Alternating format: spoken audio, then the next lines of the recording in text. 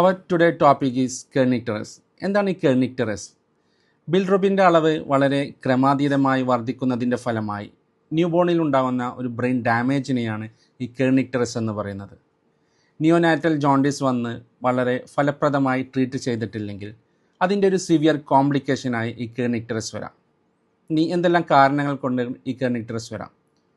ഒന്ന് പറഞ്ഞാൽ pre time baby. കാരണം പ്രീ ടൈം ബേബീസിൽ അവരുടെ ലിവർ ഇമ്മച്ചുർ ആയിരിക്കും. ഈ അൺകോൺജുഗേറ്റ് ബിൽറുബിൻ എന്ന ഫാറ്റ് സൊല്യൂബിൾ ബിൽറുബിനാണ്. അതിനെ വാട്ടർ സൊല്യൂബിളായി ബിൽറുബിൻ ആക്കാനുള്ള ഫംഗ്ഷൻ എന്ന് പറഞ്ഞാൽ ലിവറിൻ്റെയാണ്. സോ ഇമ്മച്ചുർ ലിവർ വന്നു കഴിഞ്ഞാൽ ഈ അൺകോൺജുഗേറ്റ് ബിൽറുബിനെ കോൺജുഗേറ്റ് ആകാൻ പറ്റാതെ വരികയും ഈ അൺകോൺജുഗേറ്റ് ബിൽറുബിൻ നേരെ ബ്ലഡ് സ്ട്രീമിലോട്ട് എൻ്റർ ചെയ്യും, അത് ബ്രെയിനെ എഫക്റ്റ് ചെയ്യുകയും ചെയ്യും. രണ്ടാമത് വരുന്ന ഒരു റീസൺ എന്ന് പറഞ്ഞാൽ കൂടുതലായി ബിൽറുബിൻ്റെ പ്രൊഡക്ഷൻ, അതേപോലെ പുവർ ഫീഡിങ്, ഇതെല്ലാം കെർണിക്ടറസ് വരാൻ കാരണമാകും. ഇനി എന്തൊക്കെയാണ് ഇതിൻ്റെ സൈൻസ് ആൻഡ് സിംറ്റംസ്? ഈ ഇങ്ങനെയുള്ളൊരു കുട്ടികൾ പ്രധാനമായിട്ട് കാണിക്കുന്ന ലക്ഷണങ്ങൾ, ഒന്ന് അവർക്ക് ഭയങ്കര ലെത്താർജി വരാം, അതേപോലെ പുവർ ഫീഡിങ് വരാം, പിന്നെ ഹൈ പിച്ച് ക്രൈ, അതേപോലെ അവിടെ മസിൽ ടോൺ നഷ്ടപ്പെടാം, ഹൈപ്പോട്ടോണി വരാം, അതേപോലെ ഹൈപ്പർ ടോണിയിലോട്ടും ഇത് കൊണ്ടുപോകാം.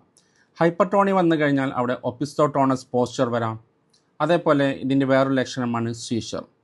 ഇനി എങ്ങനെ ഇത് മാനേജ് ചെയ്യാം? മെയിനായിട്ട് നമുക്ക് ചെയ്യാൻ പറ്റുന്ന ഒരു മാനേജ്മെൻറ്റ് എന്ന് പറഞ്ഞു കഴിഞ്ഞാൽ ഇവിടെ ഫോട്ടോതെറാപ്പിയാണ്.